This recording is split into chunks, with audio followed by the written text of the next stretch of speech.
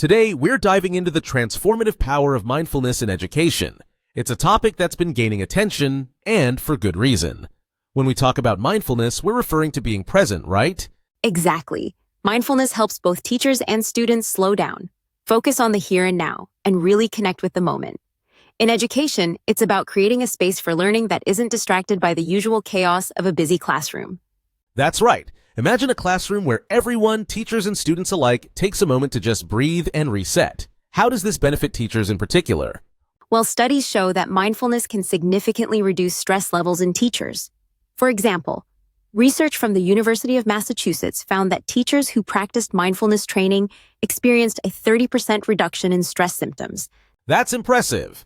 So, by practicing mindfulness, teachers are not only benefiting themselves but also creating a better environment for their students?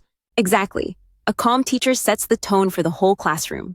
When teachers are less stressed, they can focus more on their students' needs and create a positive, nurturing environment for learning. And it's not just about sitting still or meditating all day, right? Mindfulness can be integrated into the classroom through simple practices. Yes, absolutely. One great practice is something called the Silent 60. It's a 1-minute pause at the start of each class, where everyone takes a deep breath and just sits in silence for a moment.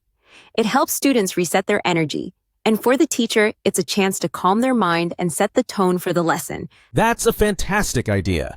I can imagine how helpful that would be, especially in classrooms where things get hectic. But what about challenges? Is it always easy to get everyone on board with these mindfulness practices? That's a great question. It does take some dedication. Teachers might face resistance at first, whether it's from themselves or the students. But with time, the benefits really start to show. It can reduce burnout, improve emotional stability, and create a calmer, more focused classroom environment. And those benefits extend beyond the classroom too, right?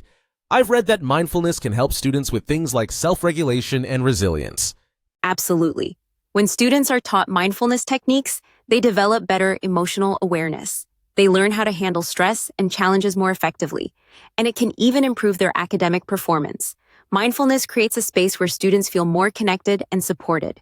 Speaking of connection, I think one of the most valuable aspects of mindfulness in education is the way it fosters empathy between teachers and students. Have you noticed that?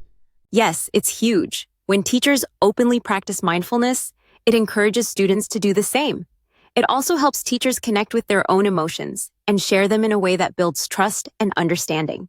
A mindful teacher is more likely to show empathy, which strengthens the student-teacher relationship.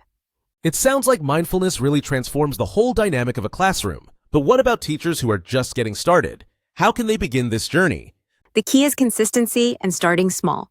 Teachers can begin by incorporating short mindfulness activities throughout the day, like mindful breathing exercises or even taking a minute before class to center themselves. It doesn't have to be overwhelming. And they can adjust it to fit their own style and their students' needs, right? Some might prefer a few minutes of guided meditation, while others might try mindful walking or journaling. Exactly. Flexibility is important. The goal is to make mindfulness practices feel natural and sustainable, not like another task to check off the list. For instance, journaling is a great tool for teachers to reflect on their emotional state, recognize stress patterns, and track their progress over time. I love that. Reflection is so powerful. It's not just about teaching students, it's also about self-growth for the teachers themselves. Exactly. And by making time for personal reflection, teachers can stay connected to their own well-being. They can ask themselves questions like, how did I feel today? How did my emotions affect my interactions with students? It's all about mindfulness as a practice for personal and professional growth. It's amazing how something as simple as being present in the moment can have such a profound impact on education. I think this could be a game changer for many teachers who are struggling with burnout. For sure, mindfulness gives teachers the tools to navigate stress, stay present, and truly connect with their students. It's not just about managing the classroom, it's about improving the overall teaching experience. Absolutely. It's about creating an environment where both the teacher and students can thrive. When teachers embrace mindfulness, they're not just improving their own well-being. They're creating a richer, more supportive learning experience for everyone.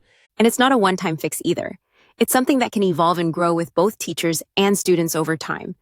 The more consistent we are, the more we see the benefits. I completely agree. As we wrap up, I'd love to leave our listeners with this thought.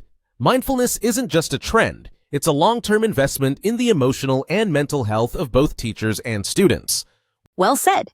If teachers and students can embrace this practice, we're looking at a future where education is not only about academic achievement, but about emotional well-being and connection. That's a beautiful vision. Thanks for this insightful discussion today. I think we've both learned a lot about how mindfulness can truly transform the classroom experience. Absolutely. And I hope our listeners are inspired to explore mindfulness in their own lives, whether in the classroom or beyond. Thanks for tuning in, everyone. Until next time, stay mindful and keep learning.